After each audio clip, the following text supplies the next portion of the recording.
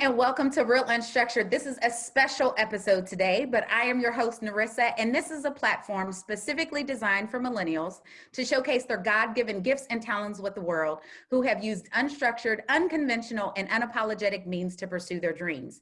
Now, today, again, I said it's a special edition because this is the final episode of the season before we get into the holiday time, and I want to do something different. I want to talk about PKs. You all know it, preacher's kids. And we have a bad rep. We get a bad rep all the time, but I want to talk about growing up in the church, expectations that were set, and where we think the church is headed today, given technology in this era of COVID that we are living in this crazy pandemic. So today I have my family, y'all. This is really my family. I have my two cousins, Erica Waller and Morgan Johnson, and then I have three of my siblings, Brian, Alana, and Victor. Hey, y'all, welcome.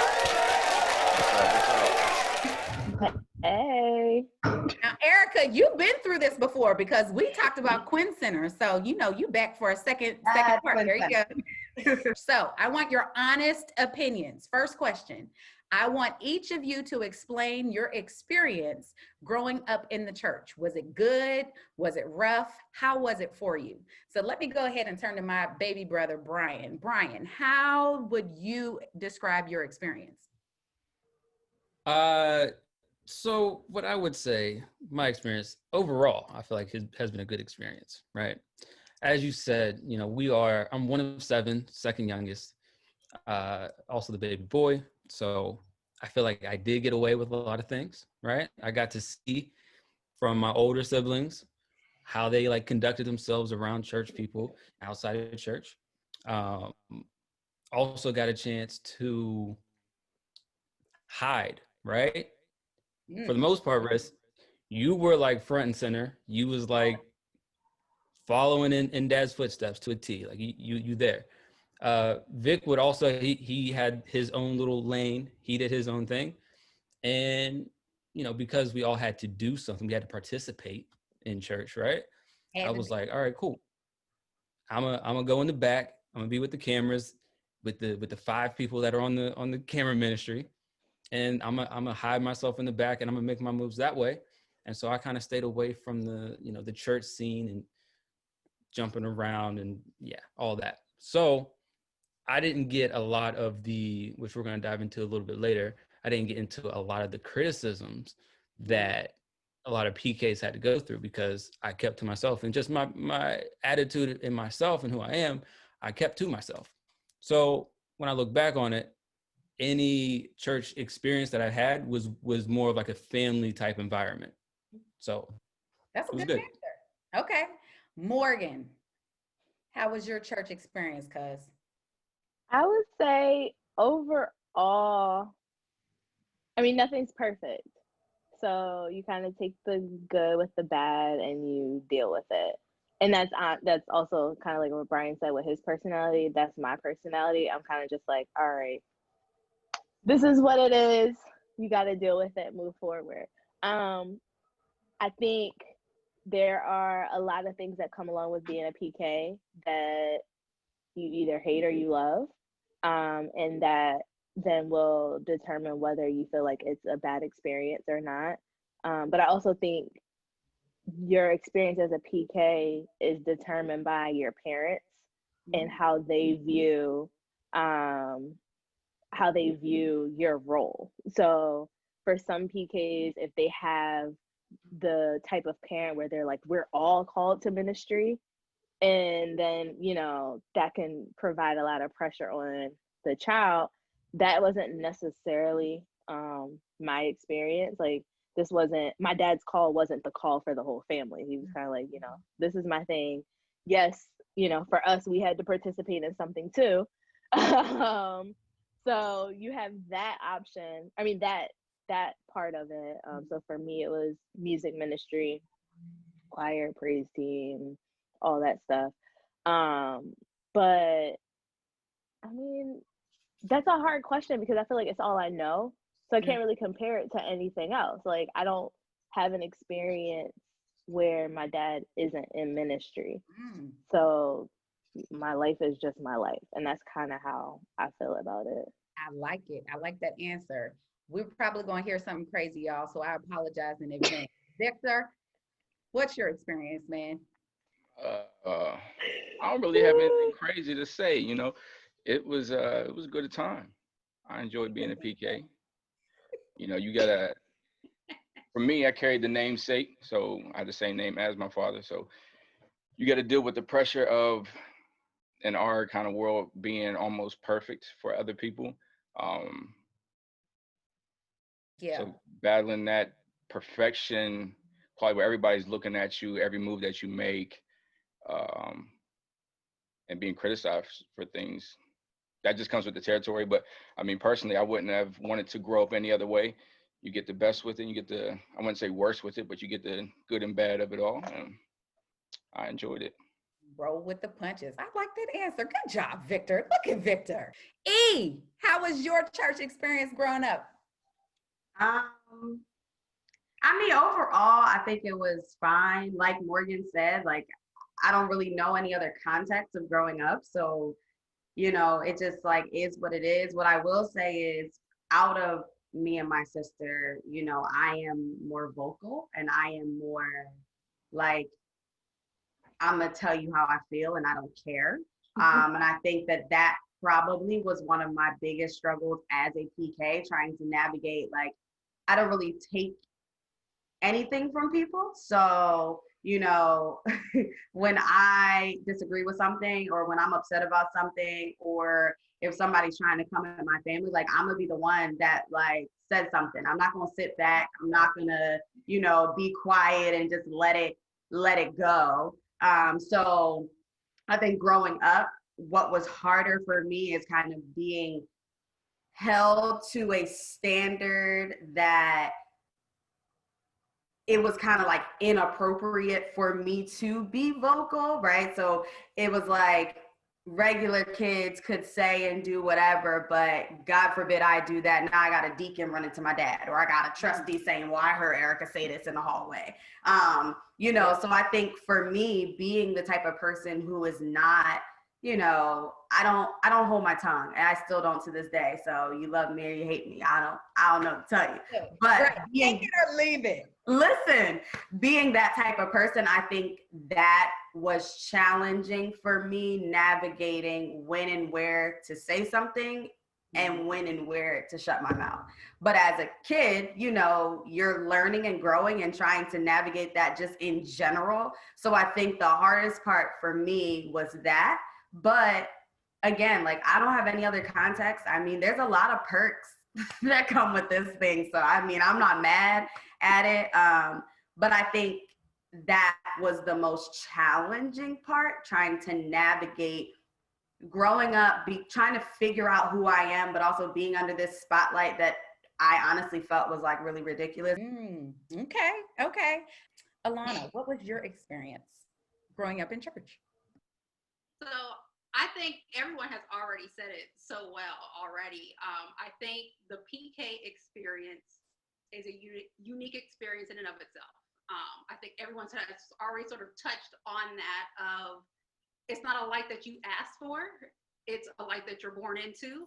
Of you, day one, you're a newborn. This is your church. This is what life is. You don't know anything different. So I think all of us can say we have spent more than enough time in the church of Sundays, Monday through Saturdays, revivals that you didn't ask to participate in, but you have to go, many of nights in the car, sleeping in the car, trying to do your homework, making friends in the church and outside of the church, and trying to navigate all of that. And to know that, okay, that was the calling that was put on my dad. Like, that's not my calling. And to try to figure out and navigate what that looks like for me. So I think, yes, there were the pieces as well of people like, yep, you have to participate. And I think for me, I had to participate in just about everything. I'm here to see that Brian only had to do certain things in the church. But I was in the choir, I ushered, I was in my ministry. I worked with the kids. So I literally did everything. And I think it was finding that balance in between that and figuring out who am I in this whole world of what it is to be a PK. I just want to say real quick, I held down the tenor section when I was 13 years old. Okay, I was also in the choir. I ushered. All right, I did all that stuff too. But then Erica was president of the basement ushers. True story. The basement ushers, though. Oh God, it's about to go down, y'all. Just it's about to go down. So, I mean, you all said some great things, and especially Alana and Morgan, because you're right. It's a calling that God gives, right, to an individual, and so we don't dictate, how we got here, and we don't dictate who our parents are, and we can't dictate the calling of God on their lives and how they, choose to administer that to bring forth the gospel to the world. So let's go to the next one. Next question is, of course, we have the infamous saying of preachers' kids are the worst. PKs are the worst. So I want to know, do you think we were held at a higher standard than other kids? Because I honestly just think we behaved like normal kids. We behaved no different than any of the other kids going through adolescence and going through those rebellious stages. But yet again, because we were the preacher's kids and the, prominent family of the city, if they saw you or heard you do something, they got a phone call and you were like, wait a minute, how'd you find out about that? Why am I now on punishment? Why am I in trouble? Why did I get, so open to anybody.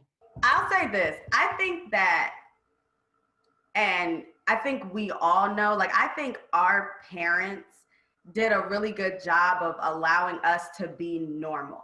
And neither of our fathers or mothers had this holier than thou persona. When they came home, they're regular, real people.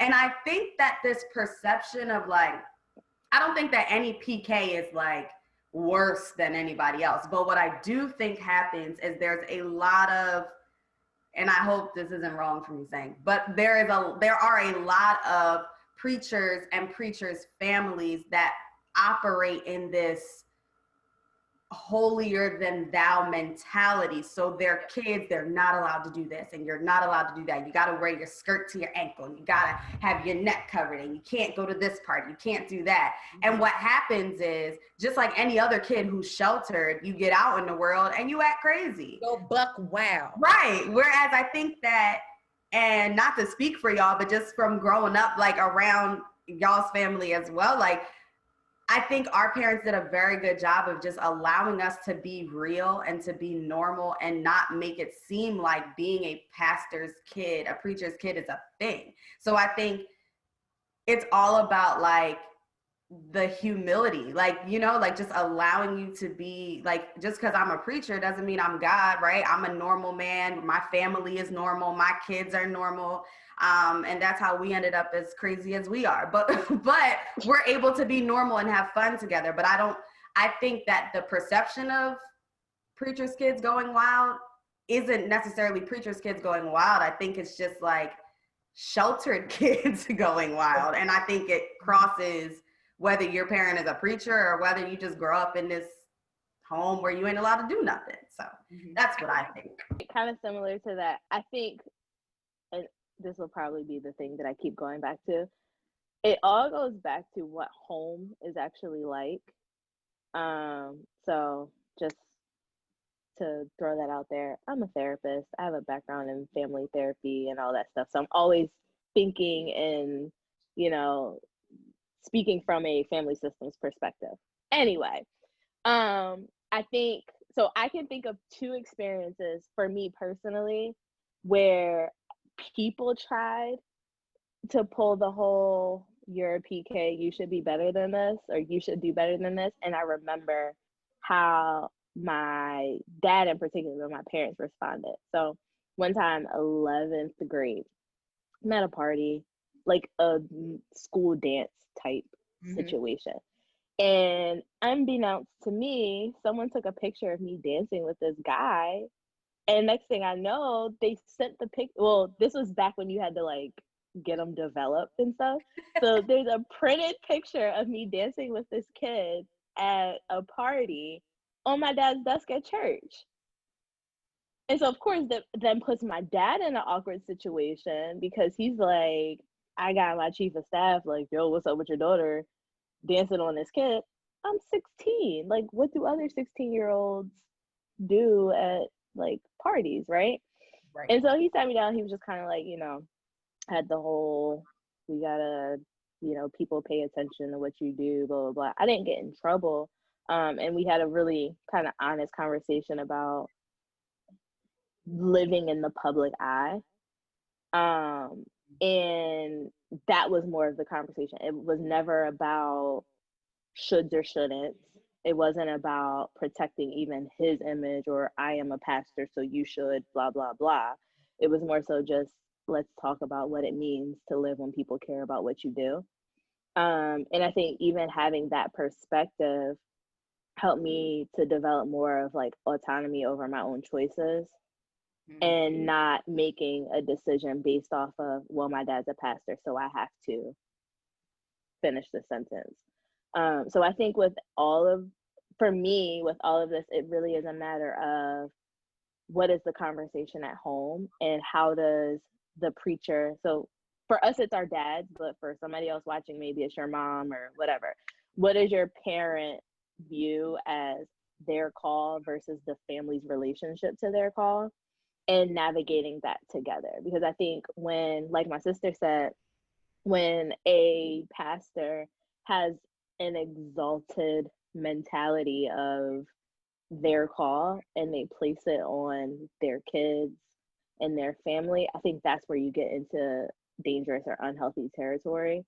Because at the end of the day, like, we all had to go through our own journey of what it means to be us, but then also what it means to be connected to our fathers, and for us growing up as their ministry expanded. So I think that's another dynamic as well, because the little churches that we were born into are not the churches that our dads are pastoring now. And, all of us, so for us being in the middle of nowhere, Pennsylvania, Right. in the beginning of our lives, and that experience is very different than our dads pastoring major churches in the two largest cities in the state. And I think all of that kind of plays into people's perspectives of us, but also how our families had to navigate what it means to be us. I was going to say that I came up on the other side of that coin, where I really believed and lived and felt like I had to be the perfect one. So if at school everybody else was doing something, I had to stand for what was right because I knew what was right and what was wrong. So it was like, all right, I have to live and conduct myself in a way where, because everybody else isn't doing it right, I got to be the one to set the standard and do it right. So that image or that focus of somebody's always watching you, I felt that heavily growing up. And it wasn't until I got older where I was like, I'm making the same mistakes that somebody else is making. But I really felt that pressure of being perfect to an extent. I think I would just say, along with what Victor was saying about the piece of the perfection, I think everything that you do as a PK becomes magnified. And so it becomes, although it's something that anybody else would have done, it's because you did it, it's even bigger. And I think what that did to me was it made me censor myself growing up, where it's, I know I can't say or do X, Y, or Z, or because I now have friends that are in the church and I say something to you, it then gets back to, oh, you told your mom, which then now gets back to, oh, they told so-and-so in the church, and somehow that also then gets back to, I look at Alana now this way, or it gets back to my parents. So I think for me, Or the story gets changed. that as well too. But I think it's pieces of that of, I had to learn what to say, what not to say, as Morgan was saying, of, okay, you are in the public eye of, okay, well, this is how you sort of move in these rooms, and this is what you do. And at home, sure, go ahead, do all that. You can act up a little bit. At church, yes, we are going to act up, although I would still act up in church and run downstairs and be in the women's bathroom because we don't want to be upstairs in church and all that, and still get in trouble for it and get in trouble after the fact of, Alana, you were downstairs in church in the bathroom all day? Yeah, yes, I was. I didn't want to sit upstairs. So I think there was a lot of that still happened, but I think that was me sort of navigating and trying to figure out who I am. And I still even think to this day, I still censor myself, and I'm more of a private person to this day because of that. But I think that's for me of learning, okay, this is how I'm choosing to live my life, because I don't need my life to be on a pedestal for everybody to see. I like it. Brain, you got anything? They said it all. Yeah, I'm gonna say the same thing they said. I'm just saying the way I would say it though. Oh, okay. Let him say it, y'all, the way that he want to say it. I'm gonna say it the way I said it. I want to say it. So yeah, same thing. I always felt that like if our parents are the tree, we are the fruit of the tree. And so if you look at the fruit, then you know what the tree is, right? So Come on, preacher. Yeah. So I'm gonna get my organ. I'm gonna get my organ going. You need to give an offering. But hey, I have Cash App and Venmo. Send it to me. So and this is like speaking to Vic's point and feeling that pressure to like be like to set the example, to be the example, right? And so you find yourself like struggling with trying to like outsmart the perception of how something would look, right? Yeah. And that even carries on to like today. And it's not like, you know, it even got to the point where like I had my church friends, I had the friends I went to school with, I had the friends I had work with, but they never like met each other. They never intersected, because then that's when things got messy. And it wasn't a thing about not being authentic, right? I'm still going to be myself. I'm still going to like the things that I like. I'm still going to say the same things that I say. I'm just speaking a different dialect. I'm speaking a different language. So, you know, you see me at work, I'm gonna talk very, you know, we went to the suburbs for school. So, you know, we were very like pointed, and we can talk, oh, okay. Yeah. So how was your day? And, you know, you talk very proper and do what you do, but you put me around another group of people, is what's up, bro? How you feeling? Vet. You know what I mean? Like it's just a different dialect, but I'm saying the same thing. I like it. And I think you said that's how you would say it. Okay. We appreciate that, Brian. So I think that is key, right? That you remain your authentic self, but you are aware. So self-awareness is critical, right? And then making sure that you are staying true to who you are versus trying to live up to other people's expectations and standards. So I think that's a great segue then to Victor and Brian specifically, and then we can have any of the ladies chime in if you want to. But was this persona or this standard different for males, do you think, versus females? Like, were there different expectations set for males versus females? What do you think? Absolutely. Absolutely, it's a different standard. I'll say this too. I think there's a different standard, I think, between me and Brian as well, with my name being the same name as my father's. So everybody expected me to kind of pick up the mantle and carry the torch. You know, you got your father's name, you're going to follow in the same footsteps and do what you do. But luckily, Narissa took that over. Thank you for stepping up. But the difference between, I wanted to, y'all. It's called a calling. Trust me. If I could do something else, I would. Praise the Lord. Victor, continue. Either way, you did it. So the difference between men and women in it is men are, it's just like in standard everyday life. We are the hunters and the pursuers of things. Women are more so, you know, heavily seek after the Lord, hide your heart in the Lord, and that way the men will seek after you, kind of thing. So I think that kind of analogy goes with the livelihood of a PK and the standard of it as well. I could be out and go to the club and, you know, be with the boys, play all the sports and do everything that a, you know, typical young man would do at the time. But my sisters couldn't, y'all couldn't do it the same way that I would be able to go out and do it. You know what I mean? If I stayed out till 2:00 in the morning, there's no problem. Vic, go do your thing. Make sure you take care of yourself and the people that are around you. You know what to do. Cool. Let Narissa, Alana, anybody else do it. Completely different story. Y'all don't need to be out there. There's a different standard that's set from a church perspective as well as just a men and women standard. I like it. So let me ask this then to E and Morg. I mean, when I think about differences, I automatically think about dating and how dating is different. So, I mean, Morg, you're now married to a pastor, which Whole pastor. a whole pastor, a whole first lady.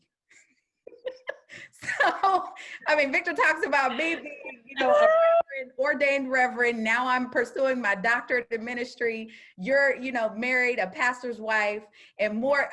Erica, you're still in ministry, leading ministry groups at Enon. So, I mean, when it comes to dating, I mean, do you see also a difference there? I mean, we know you don't have any male siblings to kind of relate to or compare, but I mean, do you think that that's a major difference also when you look at PKs? I mean, I think that unfortunately in the world that we live in, there were not always, because hopefully things will change, but there is just inherently a difference between the expectations of men and women. And so then when you add other subtitles, I guess, or subgroups to those differences, they are amplified. So yeah, I do think that, in a general sense, there are things that maybe would be easier for a male PK to experience when we're talking about dating or things like that, that would look completely different for us as women or young ladies or girls, females, whatever you want to choose to use. But I think, again, for me, it also just stems back to the expectation that is set from our parents.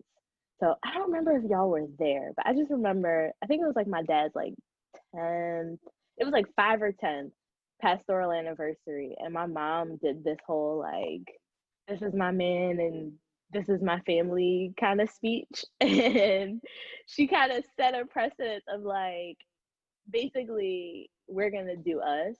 And, my kids are no different than any other kids in this church. And I mean, people didn't really listen, but the point was they kind of set that precedent of like, just let us be a family, let my kids grow up just like any other kids in this church, things like that. And again, I think male or female, like that's what's most important, is kind of setting that standard of this is what I will or will not tolerate when it comes to my family. And as a first lady, that is the plan that I have for my child. So I have a daughter, and I know what it's like to grow up as a PK. And so there are lessons that I learned growing up that I would hope that she won't have to deal with, but also I know what conversations to have with her early on. Be like, hey, this is our life. Welcome to it. Yeah, I know that's right. Let me pose this next question to you, E. So everybody's church experience is different. And I know some PKs personally who refuse to go to church now because they went to church too much as a child, or they hate the way things were contradicted, or the way things were. Did I say this question already? No? Okay, I was just making sure. So they hate the way things were contradicted. And then there are others who stayed in the church and are a part of it or are highly involved. So, of course, we already said, I'm in ministry. Morgan is now a first lady. Everybody on here is pretty much still in church, active, running ministries, or at least attend, right? So, I mean, why do you think this is? Why do you think that there are some PKs who drift away versus some who stay in? What are your thoughts? So, I mean, I think, just to be frank, I think it's because church people can, forgive me, but they can really suck sometimes. Like, they can really suck. And I think for me, I am now, like, I haven't left my dad's church. I've been at my dad's church since forever. I took a little college break for a semester, and just because I said I needed to see if I go to church just because it's what I routinely do, or if I go to church because I actually feel like I'm being fed or whatever. So I did that.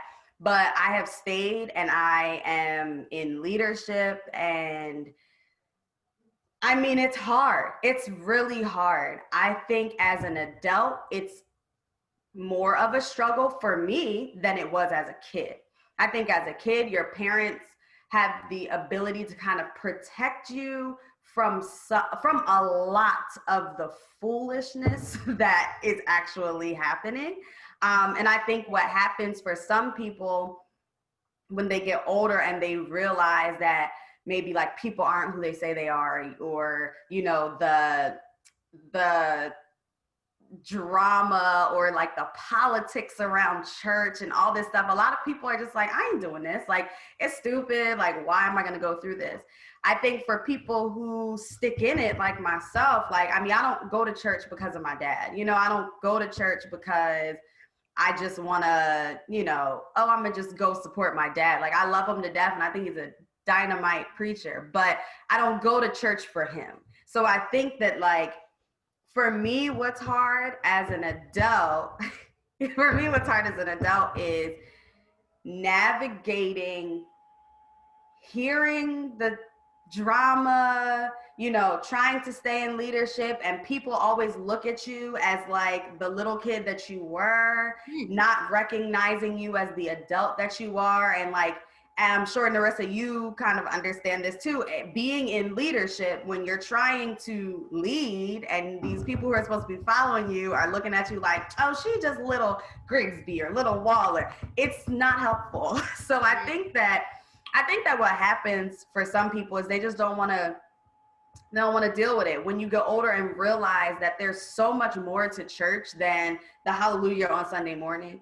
And when you start to experience and feel that and hear everything that's being said about your family, about your dad, about you, and you're still trying to smile in people's face and lead them. I mean, I could run the list on and on and on. But I think that's really it. I think sometimes people just, they're over it. It's just too much. But I also feel like it's even challenging when you hang in there because there's so many things staying at your parents' church. You know, I think there's so many things that you're juggling. And I know I deal with it on a daily basis, honestly, because I'm kind of like what Brian and Alana were saying, just with having relationships with people, like friendships with people in the church, trying to figure out like who you can say stuff to, who you can't say stuff to, even as an adult. Like I've become very private, Alana, because I'm like, I don't have time. Like I don't know who I'm supposed to talk to, who I can, who I can't. It's just too dramatic. So people are always like, so what are you up to?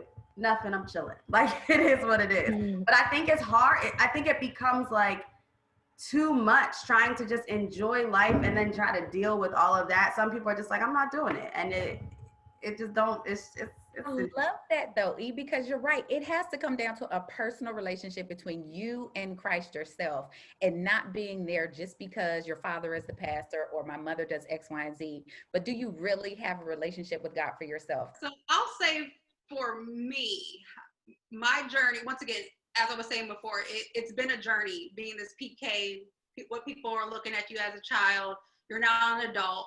And for me, I didn't end up going to the college that I wanted to be able to go to. So my experience was I'm in school, but I'm right down the street. And for me, it was, so E, I heard you say you took a semester off. I basically took off the 4 years that I was in school.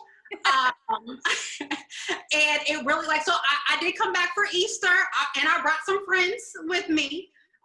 But I made my college experience my experience. And so it was, I'm at school, I'm gonna pretend I'm far away. And I think once I got there, I made the conscious decision of, I'm not telling people I'm a PK.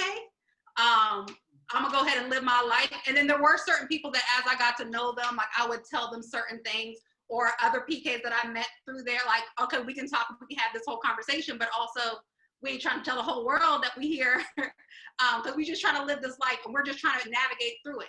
But I will say for me, as I got older, after college was over, I was still living in Pittsburgh for a while. I think it was trying to find this balance of, okay, going to church, still trying to figure out, like, okay, what am I doing? Like, living this whole life. But I think for me, when I finally moved out of Pittsburgh, I now live in the DMV area. And for me, when I got here, I made the conscious decision of the church that I attend now, which is Alfred Street. Shout out to Pastor Howard John Wesley. At his church, like I made like I said, a conscious decision of I just want to be a member. So I don't want to participate in anything. I don't need to know you. Although I've had my dad, Narissa, and Uncle Al all tell me, you need to make sure he knows who you are. I'm good. No, he don't need to know my name. He don't need to know. No. So for me, it's just, I'm here, I'm a member. And I think for the first several years of being in this area, like that was my story. And it wasn't until like the past couple of years, and then COVID happens. I can't do nothing anyway. But that I really started to get involved within church and started to reach out and meet more people within church compared to just being in the area. So I think for me, it was just a different story of me recognizing, like, as they say in the Bible, train up a child as the way they should go, and when they get older, they will not depart from it. Like that was literally me of, all right, I'm gonna go ahead and live my life. I'm gonna try this out. I'm gonna do this. And then as I got older, being in a new state, it was, oh, I'm gonna go back to church. I need church in my life. I am looking for a church home. But for me, it became, hold up though. I don't need to participate in everything. That's not what I want. I hear you. Are there any other thoughts to that? I was gonna say I kind of had a not similar. So for me, when I graduated high school, I went to college in Alabama, and my not sole purpose, but one of the biggest things, I didn't apply to anywhere within driving distance of the city of Philadelphia when I was planning to go to college. Because for me, I wanted at the time to really experience life where literally nobody cared about who I was and what I was doing. It sounds very melodramatic, but I was 18. And so I went to Alabama and I created an entire life and made friends, and nobody knew who my dad was. And even if you knew I was a PK, there was like other PKs on campus, and it kind of didn't matter because we were just all living our best college lives. And I think for me that time was important. So the same way that Erica and Alana were talking about kind of like not going to our home churches while still being in the city, for me, I think I really needed to really create my own world and still go through that process of, am I in this, like, am I singing because I actually love leading worship and singing, or am I doing it because I'm good at it, I look like my dad, and you're the pastor's daughter, so like duh, you would do this. Am I going to church because it's a habit, you kind of have no choice at home, or do I really feel like I need to? And to be quite honest, my first semester, my freshman year, I didn't go to church. Partly because I didn't have a car on campus, but partly because I was kind of like, all right, whatever, I could sleep in. And then when I realized like there was something missing, then I, found a church for myself and kind of did my journey back to figuring out what this thing, identifying my own relationship with God and kind of my relatedness to church. And I think that was important for me also, now considering I'm married to a whole pastor. But I think all of that for me, I needed to, and God knows what he's doing when, he orders the paths of our lives. But I think I needed that opportunity to do my own thing and really know who I was and cultivate my own relationship, because I think God knew I was going to be back in my own bubble. Mm-hmm. And so I think I say all of that to say, like, it is important as a PK to own your own relationship with God, because you never know if he's going to call you into ministry, whether it is preaching or leading or, being connected to someone else in ministry. Like, we never know kind of what our experience is going to be. And if you don't have your own foundation of this is why I'm here, then, you know, the plans that he has for you, I don't know if we'll be able to really walk in it clearly. I love that. Oh my gosh. Brian, what would you say? I want to piggyback on like the last two, right? Because yeah, I think as far as PKs as a whole, right, it all depends on, I feel like, your experience that you've had, right? And then we're all on our own separate journeys to figure out, you know, like everyone's been saying, like, do you have your own relationship with God, or are you latching on to your parents and like following that train, right? So when I moved out to Los Angeles when I was 24, I'm thinking, I found a church that I really like. Of course, coming from the church background, you got to do something. You got to participate. So I'm like, all right, bet. I found a church I like. Nobody knows who I am. It's cool. Let me be involved though, right? And it wasn't until I came out here to LA at this church that I started to see like the politics and everything that I was like protected from the older siblings, from my parents, from just the small circle that I created. But now I was forced to get out of the circle because there was no circle, and I had to like go out and make new friends, or, you know, be involved. And it just opened my eyes up to a lot more of what that churchy thing is, right? And so a couple years in, I'm like, oh, this is whack. Like, yo, for real, I can sit at home and I can watch this on TV. Like, this is whack, you know?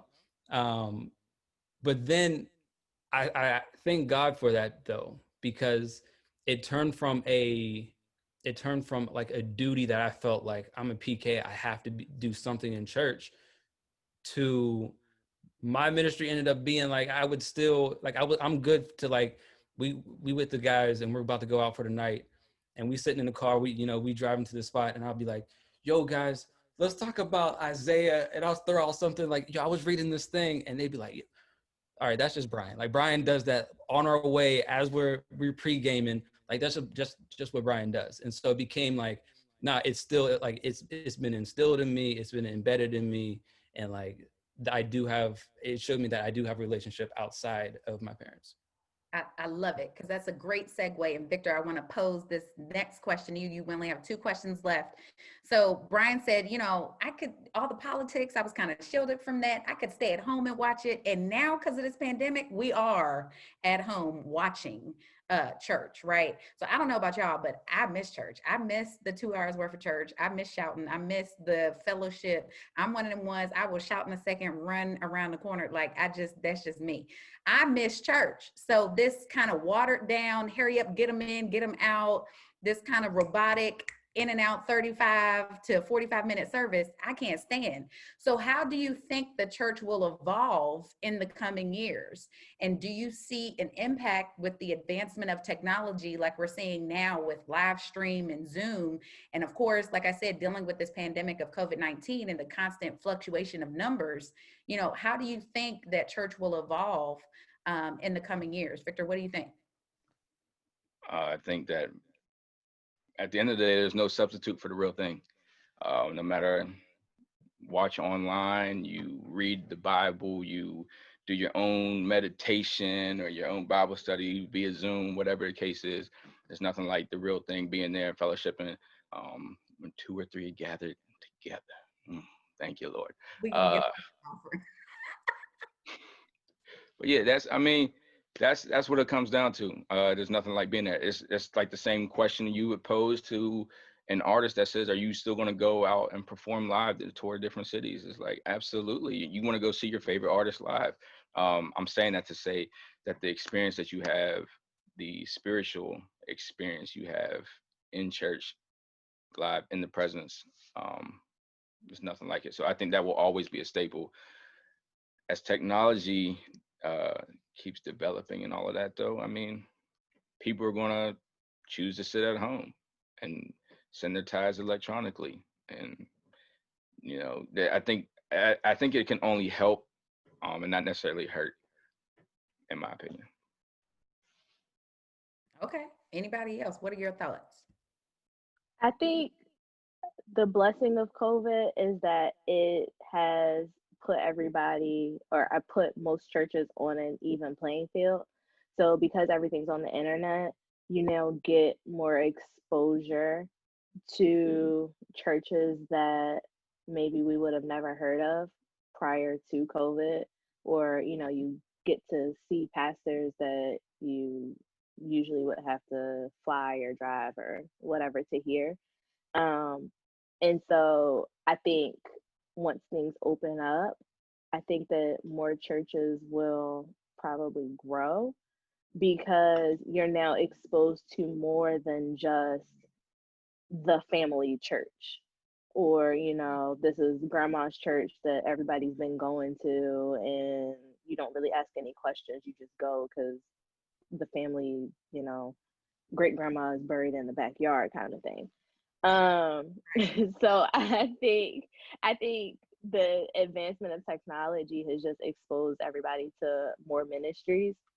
But I'm with Vic, like, I'm be honest though, I miss the live music. I'm okay with like live streaming sermons. Like I can listen to somebody preach anywhere. But the music, like there's no replacing that. So I miss like actual church music. That's right. So here's the last question, y'all. Here's the last question. So do you think we can go back to church as usual when COVID is over? And what do you think churches will need to put in place to make sure that they reach and maintain or sustain the millennials and Gen Zs? Because we're not apt to going to church, just like Alana said, she loves Bedside Baptist, where Reverend Shut-Eye is the pastor. She likes it. But what do y'all think the churches will need to do to reach and sustain the millennials and Gen Zs? Do you think we can go back to church as usual? I think that the stuff that we said we couldn't do, we realize now that we can. So while we're on here shouting out churches and pastors, when I lived in Baltimore, I went to New Psalmist Baptist Church. Oh, yeah. Shout out to Bishop Walter Scott Thomas. That is my pastor. And for me, like one of the things that I loved about New Psalmist was the discipleship program. It's a 3-year Bible study program at the church. But unfortunately, because of my work schedule, I wasn't able to participate because I got off of work late. I worked far away. By the time I would be able to drive to the church, it would be too late or it'd be over. So I think realizing now that we could do things like discipleship online or provide alternatives to having to be in the building, I think will help expand ministry. All right. So my opinion, church, like my dude from Greenleaf, pastor from Greenleaf, the son, the church without walls, right? Yeah, this church It without was walls. called Real Church. Whatever, it's a church without walls. They didn't have no walls in this church. It was outside, square of the parking lot of his dad's church. Anyway, the point is that this generation, what are we, millennials and Generation Z or whoever X come, whatever, it don't matter. It's about action, trial and error, and having ownership in something, right?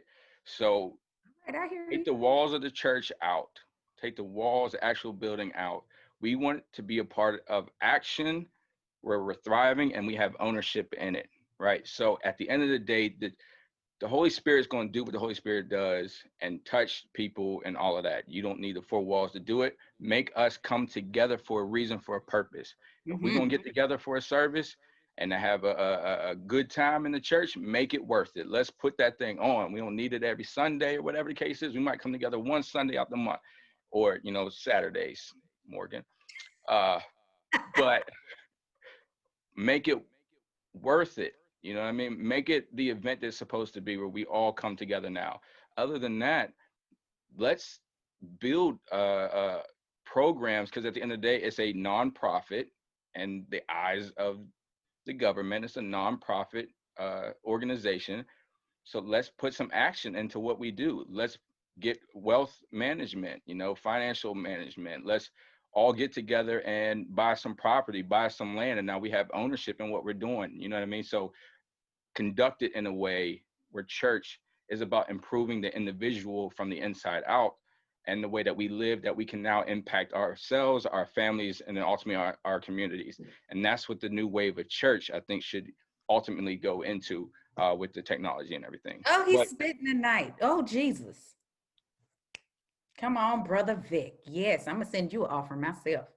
So what I'm hearing is really it comes down to, one, your personal relationship with God, whether millennials have grown up in the church or not. It is really about having your own foundation and love rooted and grounded in Christ. And then it comes to, again, making sure that church can structure things in a different way, knowing that they have options and that things are possible now because of what the pandemic was able to stretch them to be able to accomplish. So I appreciate all of y'all's time today.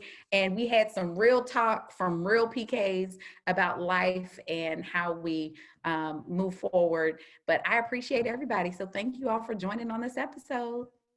are we Love ready to receive the benediction? That was the benediction. Oh, Morgan, come on and take us out with a song. We not gonna collect the offering. And now it is time for our Rebel Faith moment. I want to thank my siblings, Victor, Brian, and Alana, and my cousins, Erica Waller and Morgan Johnson, for joining us on our last episode where we talked about being PKs and really understanding where we think the church is headed, given this pandemic and where we are. So how does this come full circle to the close of this season of our Real Unstructured Spotlights? I want to talk about new seasons. And Ecclesiastes 3:1 says, "For everything there is a season and a time for every matter under heaven." We know seasons come and go, but with each season, something new and refreshing comes. Each season has its waves of good and bad, pros and cons.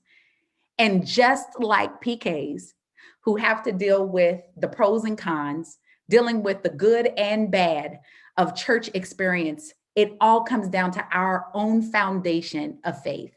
Where is it that our personal relationship with God comes in? Restoration is something brought about by the constant cycle of death and rebirth. That is life. Life is a journey, not a destination. I'll say that again. Life is a journey, not a destination. It is filled with ups and downs, good and bad, life and death. But life is meant to be lived. The life you have, there's only one you, and you only have one life to live. So live it, enjoy it. Know that God has so much planned and in store for you, and that there truly is a time and season for everything under heaven. So no matter where you are in life, you can make a new start today. You don't have to wait until nature makes the actual changes of seasons. You don't have to wait for a new year to start for a new resolution, but you can make up in your mind that your new season starts now. Live to a new beat, live to a new rhythm. You can't change your past. You can't do anything about yesterday because it's already gone. It has already happened, but you can do something about your today and prepare for your tomorrow. So thank you for joining for this season of Real Unstructured Spotlights. And this was our Rebel Faith moment.